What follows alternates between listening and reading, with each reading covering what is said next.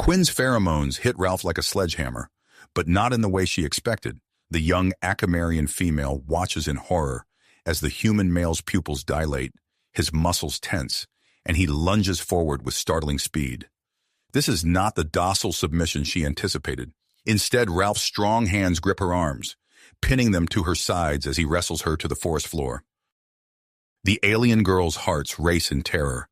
She had crash-landed on this primitive planet mere minutes ago, her escape pod smoking in a clearing of towering evergreens. Now she faces a brutish creature whose physiology defies everything she knows about interspecies interactions. Ralph's mind reels as he grapples with the slender, blue-skinned being. He'd been on a routine patrol of the forest outside Seattle when he stumbled upon the crash site. His ranger training kicked in automatically, approaching the dazed figure to offer aid. But when the alien released a cloud of sweet-smelling chemicals, Ralph's world exploded into hyperfocus. Adrenaline surges through his veins, fight-or-flight instincts screaming danger. He doesn't understand why, but he knows he needs to subdue this threat.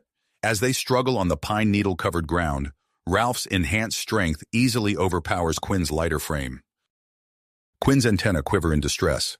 On her homeworld, mating rituals involve complex pheromone exchanges and mental bonds. Physical contact is reserved for medical emergencies or combat. This human's rough hands on her body feel invasive, terrifying, and, strangely, exhilarating. The sound of rotor blades cuts through the forest canopy. A military helicopter sweeps overhead, searchlights stabbing through the trees. Ralph freezes, suddenly aware of the bigger picture. He's restraining an extraterrestrial being while government forces hunt for signs of the UFO.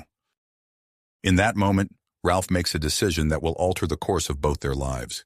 He hauls Quinn to her feet, half dragging her towards his nearby ranger cabin. "I don't know what you are," he hisses, "but I can't let them find you." Quinn stumbles along, her translator struggling to process the human's gruff words. She doesn't understand why this brutish creature is now helping her, but she recognizes the urgency in his actions. As they reach Ralph's battered pickup truck, the alien girl realizes she's witnessing something profound about human nature, a capacity for both violence and protection that leaves her both terrified and fascinated. What Quinn doesn't know is that her presence on Earth is no accident. She's part of a desperate scouting mission, seeking a new home for her dying race. The Acamarians, unable to adapt to their own planet's rapidly changing climate, sent ships to evaluate Earth's potential for colonization. Quinn's pod, separated during a freak asteroid field encounter, was never meant to make first contact alone.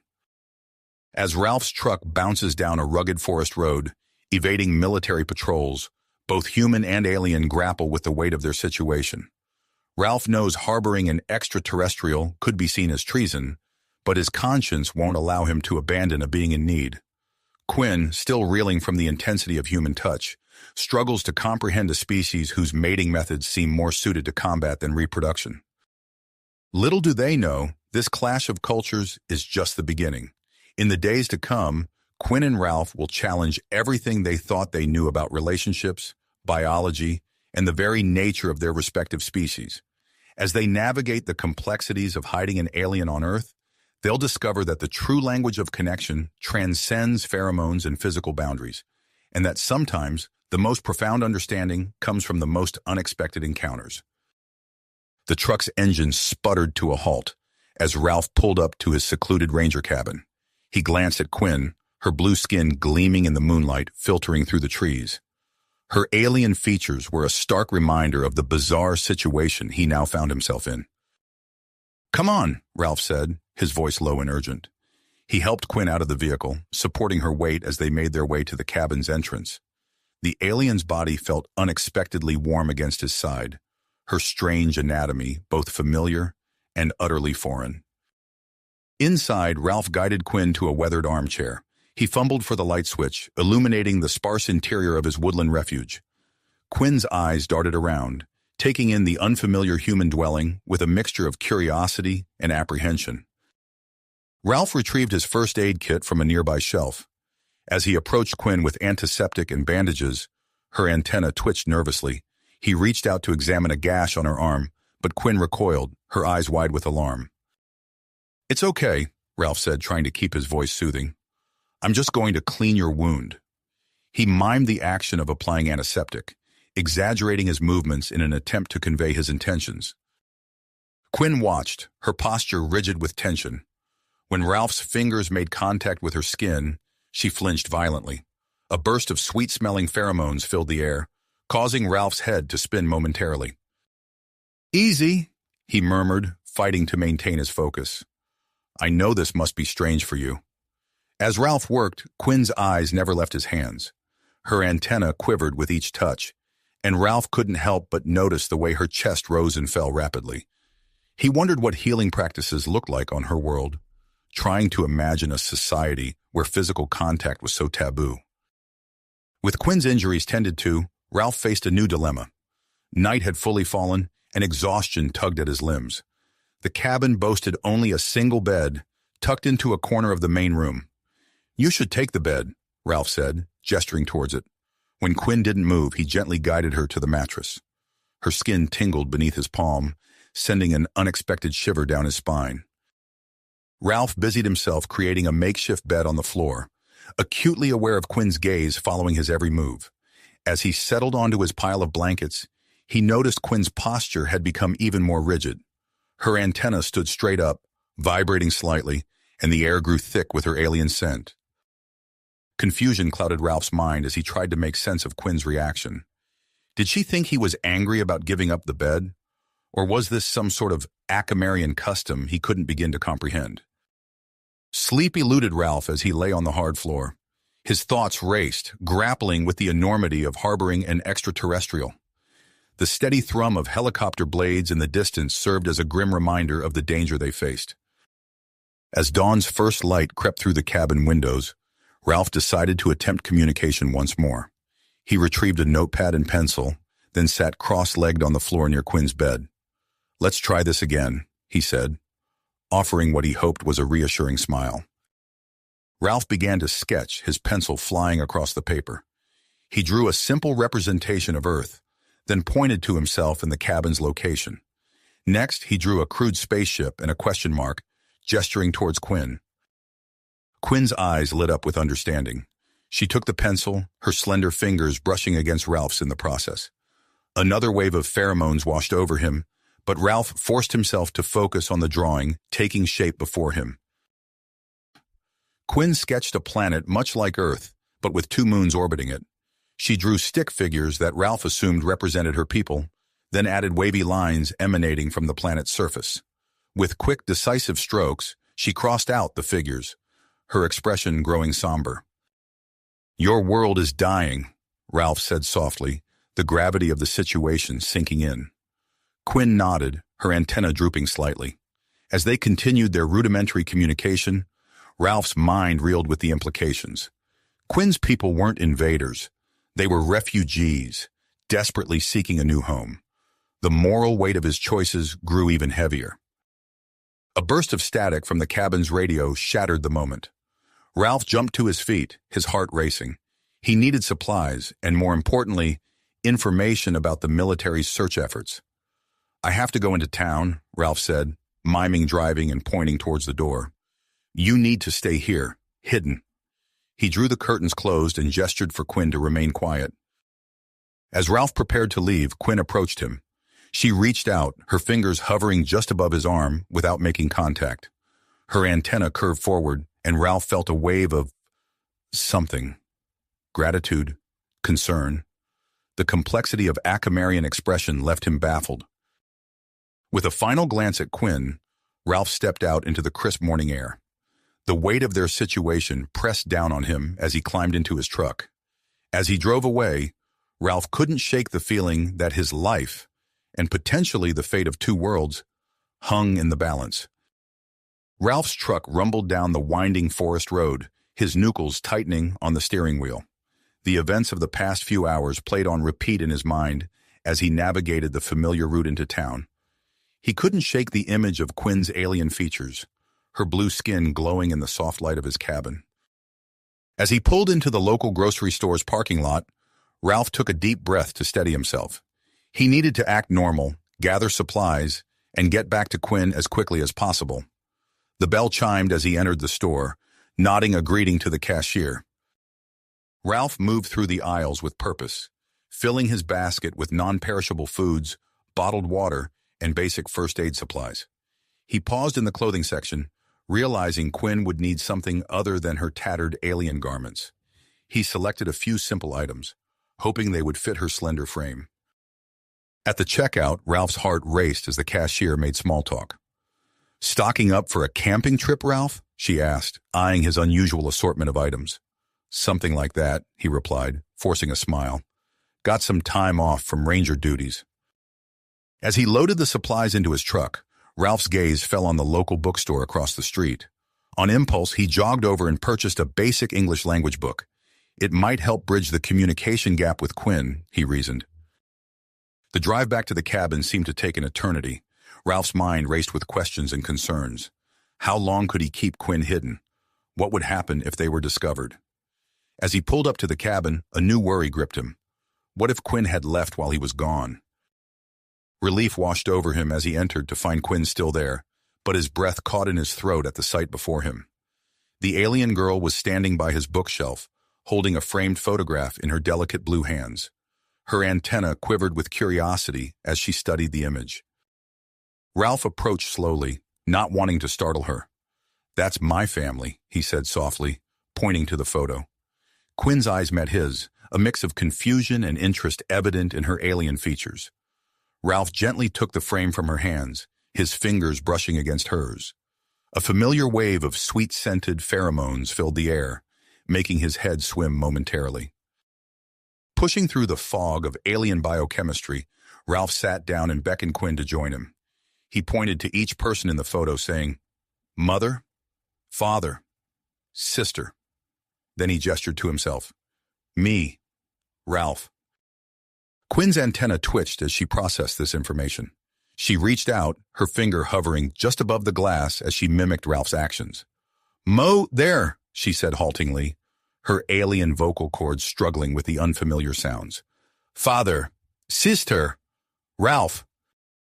A surge of protectiveness welled up in Ralph as he watched Quinn grapple with these new concepts. He found himself captivated by her exotic beauty, the way her blue skin seemed to shimmer in the cabin's dim light. He attributed these feelings to her vulnerability, unaware of the ongoing influence of her pheromones. Over the next few hours, Ralph used the English book and simple gestures to teach Quinn basic words. They focused on essential communication for safety and daily needs. "Water," Ralph said, holding up a bottle. "Food," he continued, pointing to the supplies he'd brought back. Quinn proved to be a quick learner, her alien intellect grasping the rudiments of English with surprising speed. As they worked, Ralph couldn't help but notice the way her antenna swayed gently, how her eyes lit up with each new word she mastered. As afternoon faded into evening, Ralph decided it was time for Quinn to bathe and replenish their water supply. He led her to a nearby stream, keeping a watchful eye on their surroundings. Quinn's reaction to the outdoors was nothing short of magical. Her eyes widened as she took in the vibrant greens of the forest, the warmth of direct sunlight on her skin. At the stream's edge, Quinn hesitated, her antenna quivering with anticipation. Ralph demonstrated how to cup water in his hands, splashing his face. Quinn mimicked the action, gasping as the cool liquid touched her skin. The sensation seemed to overwhelm her, and she stumbled backward. Ralph's ranger reflexes kicked in. He lunged forward, catching Quinn before she could fall. For a moment, they stood frozen, bodies pressed together in full contact for the first time. Ralph felt a jolt of electricity course through him, Quinn's alien warmth seeping into his chest. Quinn's eyes locked onto Ralph's, her antenna straight and vibrating intensely. Something shifted in that moment, a change Ralph couldn't quite comprehend. He helped Quinn regain her balance, his hands lingering on her arms longer than necessary. As they made their way back to the cabin, Ralph's mind raced with conflicting emotions. He was acutely aware of Quinn's presence beside him, the subtle changes in her gait, the way her skin seemed to glow in the fading light. Their peaceful moment was shattered by the sound of a twig snapping nearby. Ralph tensed, pulling Quinn behind a large tree. A figure emerged from the underbrush, Mike Thompson, a local hunter Ralph knew in passing. Mike's eyes widened as he took in Quinn's alien appearance. "What in the hell?" he exclaimed, reaching for his rifle. Ralph stepped forward, his mind racing. "Whoa, Mike. It's okay," he said, forcing a laugh. "This is Quinn. She's an actress. We're shooting a sci-fi film nearby." Mike lowered his rifle slightly, his eyes narrowing with suspicion. "A film? Out here?" Ralph nodded vigorously. "Yeah, you know how these indie productions are. Always looking for unique locations. Quinn here was just getting into character." Mike seemed to relax slightly, but doubt still lingered in his eyes. "Huh. Well, that's some mighty convincing makeup," he said, giving Quinn a final once-over before continuing on his way. As Mike's footsteps faded into the distance, Ralph let out a shaky breath. He turned to Quinn, seeing the fear in her eyes. This close call had driven home the precariousness of their situation. They needed a more permanent solution, and fast. Back in the cabin, Ralph pored over maps while Quinn watched curiously. He traced a route to his uncle's beach house, a secluded property on the coast. It would be a risky journey, but it might be their best chance at keeping Quinn hidden. As night fell, the small confines of the cabin seemed to shrink further. Ralph and Quinn found themselves in frequent accidental contact, a brush of hands as they prepared a simple meal, a bump of shoulders as they moved around the limited space. Each touch sent a shiver through Quinn, her body reacting in ways she didn't understand. Ralph noticed the changes in Quinn's demeanor, the way she seemed both drawn to and frightened by physical proximity. He found himself hyper-aware of her presence, the sweet scent of her pheromones a constant undercurrent in the air. As they settled in for the night, Ralph on his makeshift floor bed and Quinn on the cabin's sole mattress, an unspoken tension hung between them. Quinn's antenna quivered ceaselessly, her eyes wide in the darkness. Ralph lay awake, his mind racing with plans for their escape and the growing complexity of his feelings for this alien visitor. Neither of them could have known that at that very moment, Colonel Steele was receiving a report about Mike Thompson's strange encounter in the forest. The net was closing around them, even as Quinn's body began its mysterious transformation. As the first light of dawn crept through the cabin windows, Ralph and Quinn stood on the precipice of a journey that would challenge everything they thought they knew about themselves and each other. The quiet darkness of the cabin couldn't mask the electric tension between them, a stark contrast to the looming danger that awaited with the coming dawn. As the first rays of sunlight pierced through the cabin windows, Ralph jolted awake. His eyes darted to Quinn, who was already stirring, her antenna twitching with nervous energy. "We need to move," Ralph said, his voice low and urgent. Quinn nodded, her eyes wide with understanding. They moved swiftly, gathering essential supplies into backpacks. Ralph's hands shook slightly as he stuffed clothing, food, and water into the bags. Quinn watched him intently, mimicking his actions with surprising dexterity. The distant thrum of helicopter blades shattered the morning calm. Ralph's head snapped up, his heart pounding. "They've found us," he breathed. Quinn's antenna went rigid, picking up on Ralph's fear. He grabbed her hand, ignoring the surge of pheromones that threatened to cloud his mind. "Come on!" They burst out of the cabin, sprinting towards Ralph's off-road vehicle.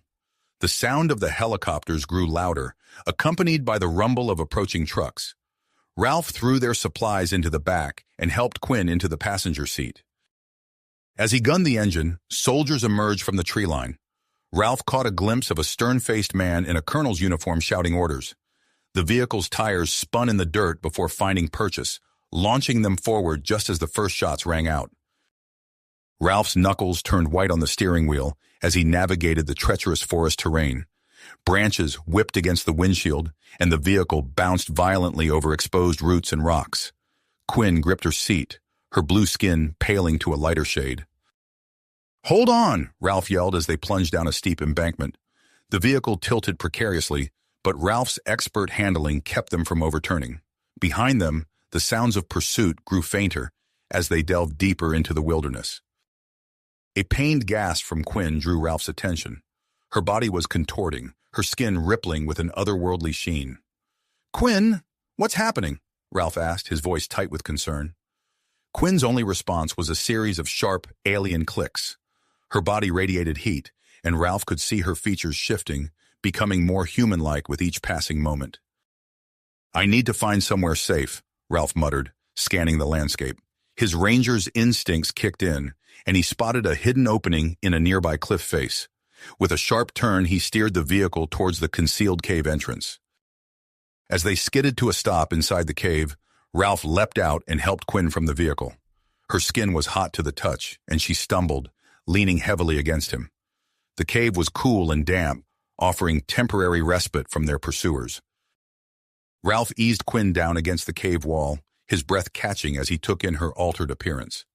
Her antennae had receded, and her skin now bore a more human pigmentation, though still with a faint blue tinge. "Quinn," Ralph whispered, reaching out to touch her face. The moment his fingers made contact, a jolt of electricity seemed to pass between them. Quinn's eyes flew open, locking onto Ralph's with an intensity that made his heart race. Without conscious thought, Ralph leaned in, closing the distance between them. Their lips met in a kiss that was both alien and achingly familiar. A surge of warmth flooded through Ralph, and he felt Quinn tremble against him. Suddenly, Quinn's body began to emit a pulsating light. Ralph pulled back, shielding his eyes as the cave was bathed in a brilliant, otherworldly glow. The light seemed to emanate from within Quinn, growing brighter with each pulse. As the light faded, Ralph lowered his hand, blinking in astonishment. Quinn stood before him, her transformation complete. Her features were now unmistakably human, save for a subtle iridescence to her skin and an unearthly grace to her movements. "Ralph," Quinn said, her voice clear and melodic, "I can speak your language now. I understand so much." Before Ralph could respond, the cave was filled with the echoing sound of helicopter rotors. Outside, a voice boomed through a loudspeaker. "This is Colonel Steele. We have you surrounded. Come out with your hands up." Simultaneously, a high-pitched whine filled the air, and a shadow fell across the cave entrance. Ralph and Quinn rushed to look outside, their eyes widening at the sight of a sleek silver spacecraft hovering above the military forces. A melodic, otherworldly voice resonated in Quinn's mind. "Sister," it said, "we've found you at last." Quinn gripped Ralph's hand tightly as they stared at the standoff unfolding before them.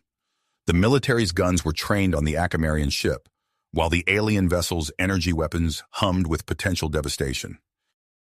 "Ralph," Quinn said, her voice trembling slightly, "that's my sister, Captain Zara.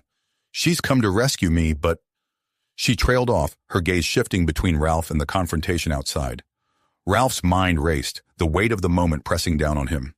He looked at Quinn, seeing the conflict in her eyes. Their brief but intense connection had changed everything, and now they stood at the precipice of a decision that could alter the course of two civilizations. "What do we do?" Ralph asked, his voice barely above a whisper. Quinn's newly transformed features contorted with grit. "We need to stop this before it escalates," she said. I think I might be the key to solving both our people's problems." As they steeled themselves to step out of the cave and into the chaos, the air crackled with tension. The fate of human-Acamarian relations hung in the balance, with Ralph and Quinn's deepening bond at its core. Whatever choice they made next would ripple across two worlds, forever changing the course of both their lives and the future of interstellar diplomacy. Ralph and Quinn exchanged a determined look, their breathing synchronizing in the tense moment. With a subtle nod, they stepped out of the cave's protective shadows and into the harsh light of day. "Don't shoot!" Ralph called out, his voice steady despite the adrenaline coursing through his veins. He raised his hands high, Quinn mirroring his actions beside him. Colonel Steele's voice boomed through a megaphone. "Stand down and approach slowly." As they inched forward, the military forces tightened their formation around them. The whine of the Acamarian ship's engines intensified, casting an eerie glow over the scene. Suddenly, Quinn gasped, her eyes widening. Ralph turned to her, concern etched on his face. "Quinn? What's wrong?" It's my sister," Quinn whispered, her gaze fixed on the hovering spacecraft. "She's establishing a telepathic link." Ralph watched in amazement as Quinn's expression shifted, her newly human features contorting with concentration. Her lips moved silently, engaged in a conversation only she could hear. Colonel Steele approached, his hand resting cautiously on his sidearm. "What's going on here? Who are you communicating with?" Quinn blinked, her focus returning to her immediate surroundings. She looked at Colonel Steele, then at Ralph, a spark of realization igniting in her eyes. "I can understand you all," she said, her voice filled with wonder. "Both human and Acamarian. I think I can translate." Ralph's mind raced, grasping the implications of Quinn's newfound ability. He stepped forward, placing himself between Quinn and the colonel. "Sir," Ralph said, his ranger training kicking in, "I believe we have an opportunity here for peaceful first contact. Quinn can facilitate communication between us and the Acamarians." Colonel Steele's eyes narrowed, assessing the situation. After a tense moment, he nodded curtly. "Proceed, but carefully. Any sign of hostility, and we'll be forced to take action." Quinn took a deep breath, her gaze alternating between the colonel and the spacecraft. "The Acamarians are here to rescue me, but they're wary of your weapons. They don't want conflict." As Quinn relayed messages back and forth, the tension in the air began to dissipate. Ralph watched in awe as she bridged the gap between two vastly different species, her words weaving a delicate thread of understanding. "Colonel," Quinn said, her voice taking on a new authority, "my people are facing a crisis. Our genetic pool is stagnating, threatening our very existence. But my transformation," she gestured to her changed body, "it might hold the key to our survival."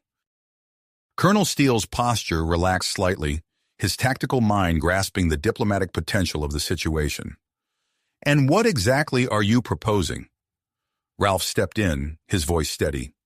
"Sir, I suggest we establish a neutral zone for discussions. This is bigger than just a military operation now. We're on the brink of making history." The colonel considered for a moment, then nodded. "Agreed. We'll set up a perimeter in that clearing." He pointed to a nearby open area. "But I want all weapons, human and alien, powered down." "Understood." As the orders were relayed, both human soldiers and the Acamarian ship began to power down their weapons. The tense standoff gradually transformed into a cautious gathering. In the clearing, a makeshift meeting area was quickly assembled. Portable tables and chairs were set up, creating an impromptu diplomatic arena. Ralph found himself at the center of it all, with Quinn by his side, her presence a comforting constant in the surreal situation. As the discussions began, Quinn's role as a living translator proved invaluable. She conveyed complex scientific concepts and cultural nuances with remarkable clarity, her unique perspective bridging the gap between the two species. "My sister, Captain Zara, requests permission to land and examine me," Quinn translated, her eyes meeting Ralph's briefly. "She believes my physiological changes could be the key to saving our species." Colonel Steele conferred with his superiors via a secure line, his face a mask of concentration. After a tense wait, he nodded. "Permission granted under strict security protocols." The Acamarian ship descended gracefully, touching down at the edge of the clearing. As the ship's hatch opened, Ralph instinctively moved closer to Quinn, his protective instincts flaring. Captain Zara emerged, her appearance a striking reminder of Quinn's original form. Her antenna quivered as she took in the scene, her alien eyes locking onto her transformed sister. As the two reunited, their communication a mix of verbal and telepathic exchanges, a team of human scientists arrived.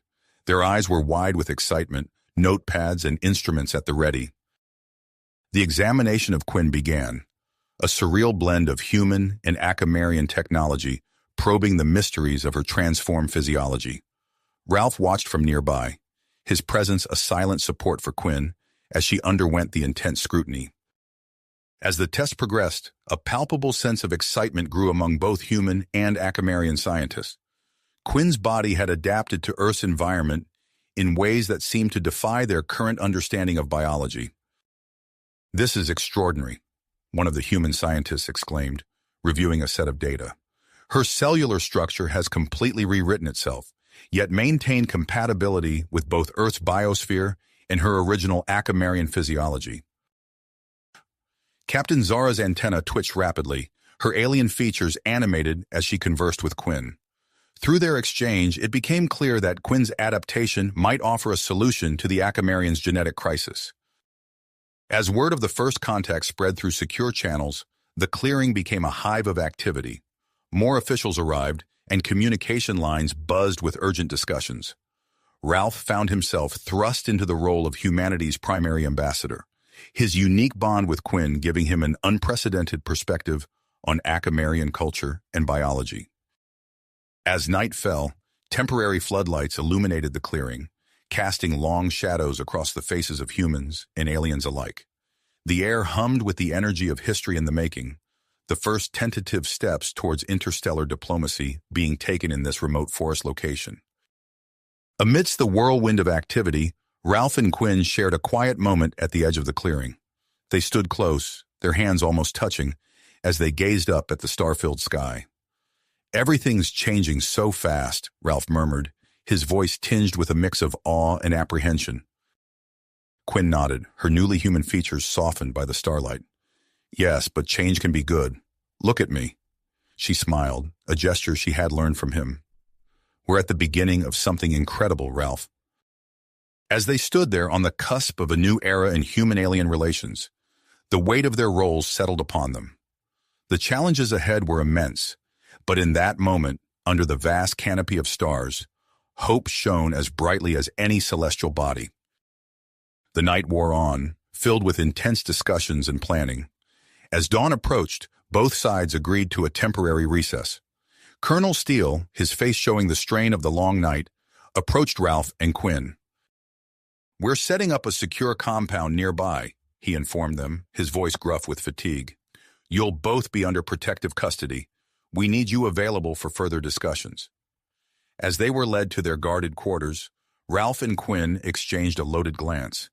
They both understood that their actions in the coming days would shape the future of human Acamarian relations for generations to come. Inside their shared room, the weight of their newfound responsibilities settled heavily upon them. Ralph sank onto the edge of a military-issue cot, running a hand through his disheveled hair. Quinn sat beside him, her presence a comforting warmth. "Ralph," she said softly, "whatever happens next, I'm glad you're here with me." He looked at her, taking in the familiar yet alien features of her face. Despite the enormity of the situation they found themselves in, he couldn't help but smile. Outside, the compound buzzed with activity as both humans and Acamarians prepared for the challenging negotiations that lay ahead. The dawn of a new era was breaking, and at its center stood Ralph and Quinn, their unique bond a beacon of hope for two worlds on the brink of a monumental change. Transformation.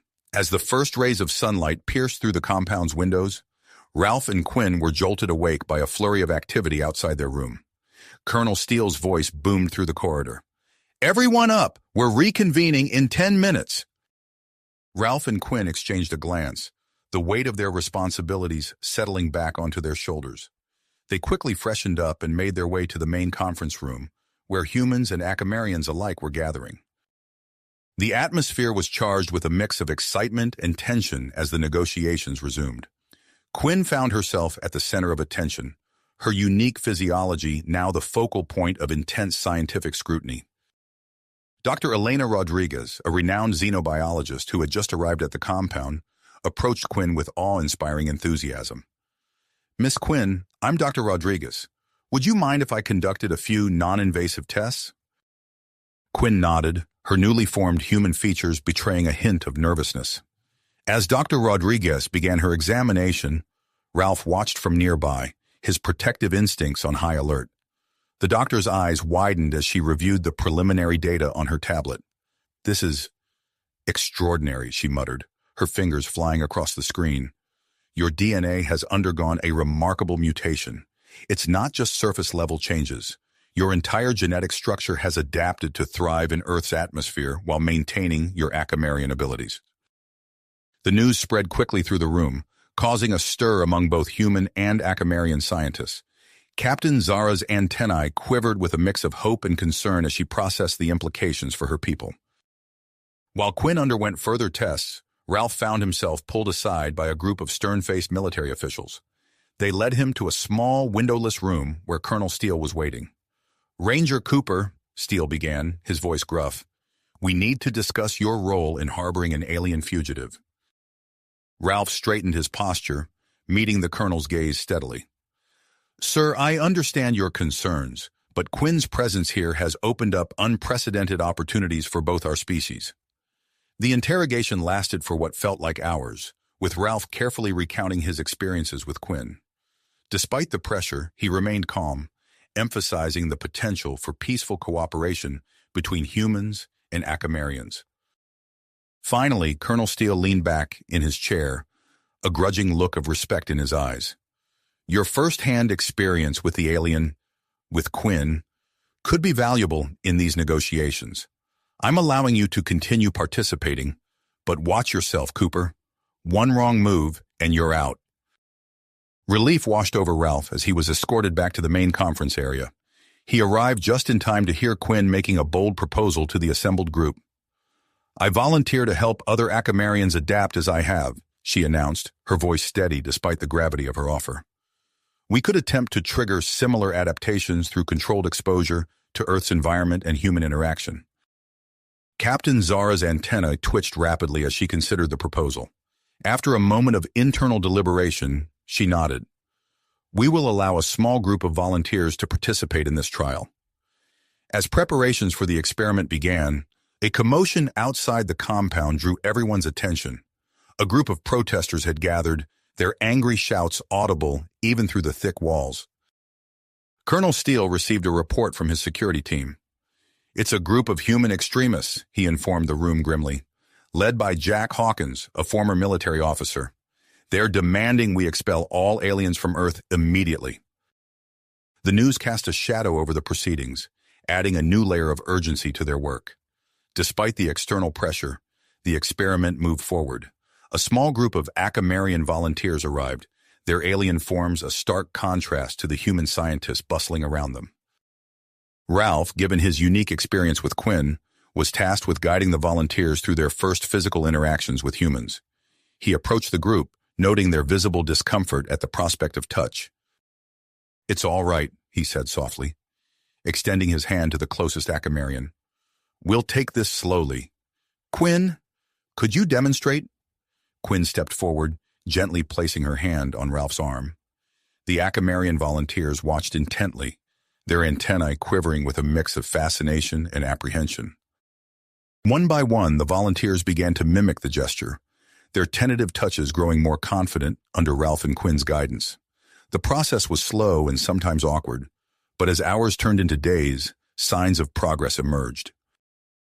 The volunteers' skin began to show subtle changes, and their sensitivity to Earth's atmosphere decreased. However, the adaptation process wasn't without its challenges.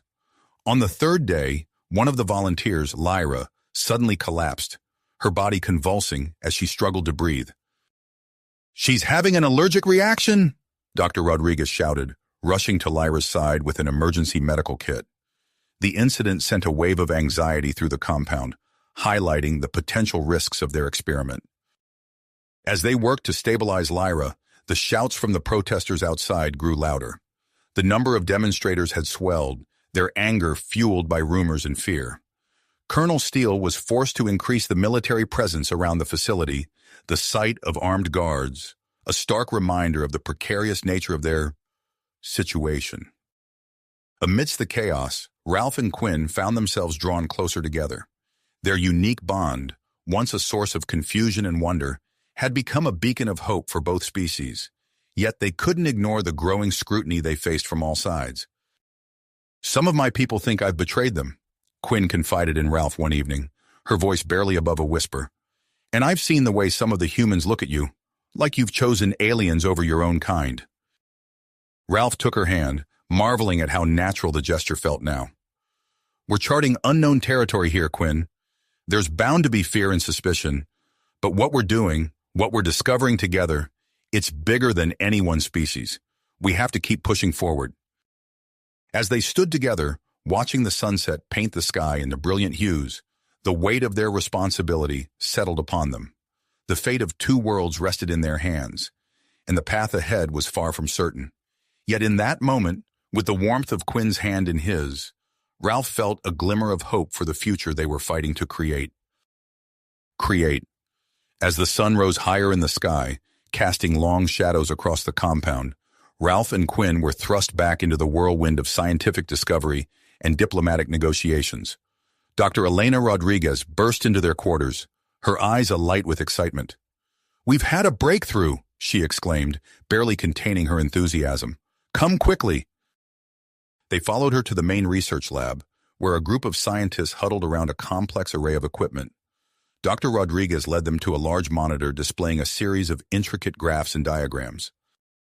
"We've isolated the key factors in Quinn's adaptation," she explained, her fingers flying across a touchscreen. "It's a combination of Earth's unique electromagnetic field and specific human pheromones. The interaction between these elements seems to accelerate the Acamarian physiological changes." Ralph leaned in, studying the data with growing interest.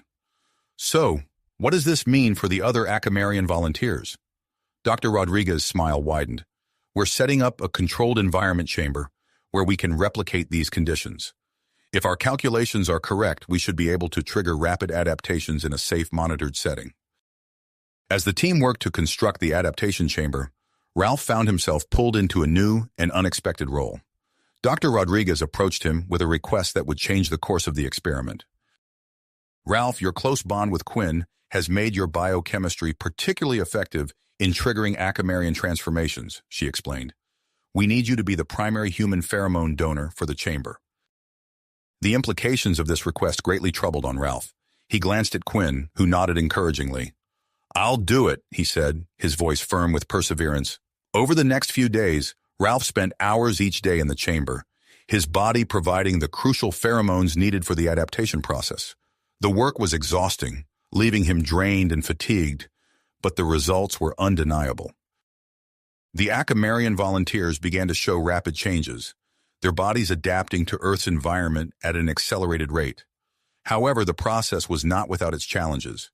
Many of the volunteers experienced intense physical discomfort and psychological distress as their bodies transformed. Quinn, drawing on her own experiences, took on the role of counselor and guide for her fellow Acamarians. She spent long hours with them, helping them navigate the strange new sensations and emotions that came with their changing bodies. "Remember, your essence remains the same," she reassured a distraught volunteer named Kira, whose skin had begun to take on a more human-like texture. "This is an evolution, not a loss of who you are." While the adaptation experiment progressed within the compound, the world outside grew increasingly tumultuous. Jack Hawkins's extremist group gained momentum, their protests growing larger and more violent. They demanded the immediate expulsion of all aliens from Earth, their angry chants echoing even through the compound's thick walls. In response, a counter-movement emerged, led by human rights activists who advocated for Acamarian integration. The clash between these opposing groups created a volatile situation that threatened to spiral out of control. Colonel Steele, faced with mounting pressure from both the government and the public, implemented stricter security measures around the compound. He also initiated a public relations campaign to educate the general population about the potential benefits of human Acamarian cooperation. As part of this campaign, Ralph and Quinn found themselves in front of cameras, their relationship showcased as a symbol of successful integration.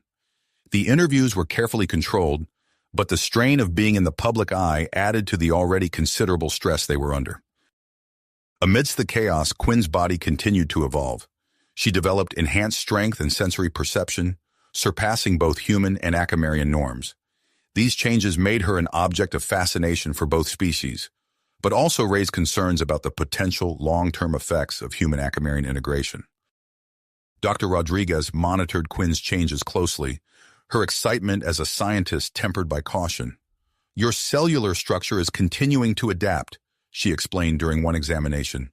"It's as if your body is finding new ways to optimize itself for Earth's environment." The implications of Quinn's ongoing transformation sent ripples through the compound. Captain Zara, who had been observing the adaptation process with a mix of hope and skepticism, began to show signs of physiological changes herself, despite not participating in the official experiment. This inadvertent transformation created a rift among the Acamarian leadership. Some viewed it as a betrayal of their species' values, while others saw it as an inevitable and necessary evolution.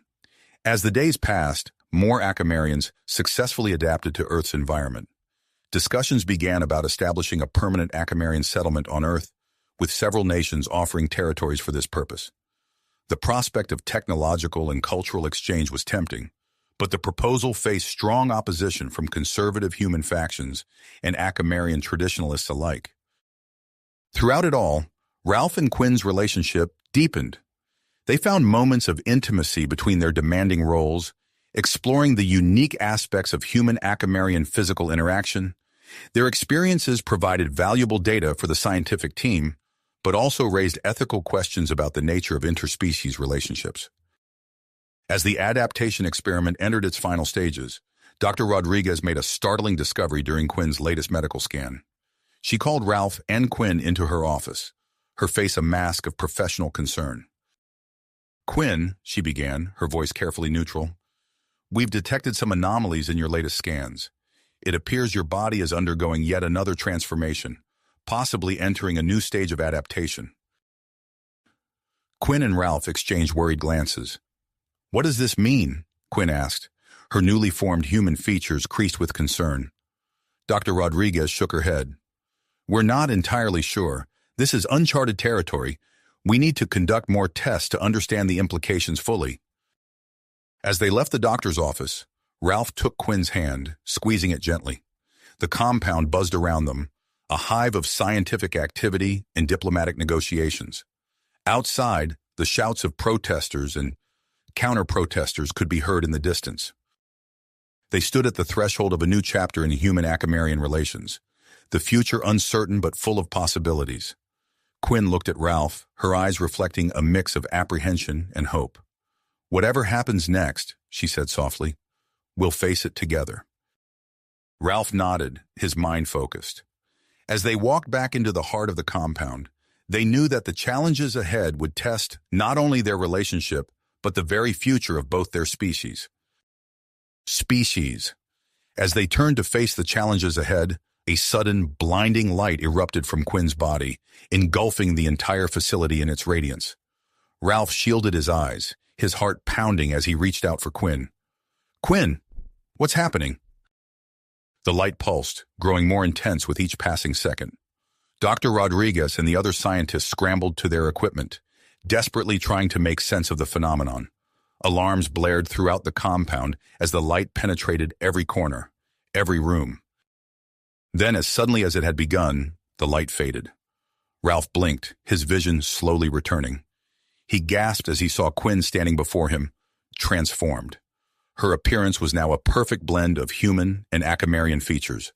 Her skin a subtle shimmering mix of both textures, her eyes a mesmerizing swirl of human irises and Acamarian bioluminescence. "Ralph," Quinn whispered, her voice carrying a new resonance that seemed to vibrate through the air. "I feel different, whole."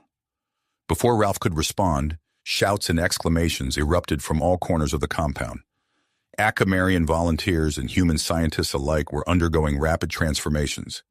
Captain Zara, who had been observing from a distance, stumbled forward, her body shifting and changing before their eyes. Colonel Steele burst into the room, his face a mask of confusion and awe. "What in the world is going on here?" he demanded, but his voice trailed off as he locked eyes with Captain Zara. A look of understanding passed between them, and Ralph realized with a start that they were communicating telepathically. Dr. Rodriguez approached Quinn, her eyes wide with wonder. "The pulse from your transformation, it's triggered a chain reaction. Every Acamarian within range is adapting at an incredible rate, and the humans, we're changing too." Ralph felt it then, a surge of new sensations flooding his mind. He could sense the emotions of those around him, could almost hear the whisper of their thoughts. His body felt stronger, more alive than ever before. Outside the compound, the sounds of conflict suddenly ceased. The protesters and counter-protesters fell silent, the wave of transformation washing over them as well. Jack Hawkins, who had been leading a charge against the facility gates, stumbled and fell to his knees as the change overtook him. As the initial shock wore off, an overwhelming sense of unity swept through the compound. Humans and Acamarians found themselves linked by a profound empathic bond, years of mistrust and fear melting away in an instant. Colonel Steele and Captain Zara, their newfound connection bridging years of diplomatic struggles, quickly began negotiating a peaceful resolution to the ongoing conflicts. Their words, spoken aloud for the benefit of those around them, carried a weight and understanding that had been impossible just moments before. "We are no longer separate species," Captain Zara declared, her voice carrying both Acamarian and human inflections. "We have become something new, something greater than the sum of our parts." Colonel Steele nodded, his typically stern features softened by a look of wonder.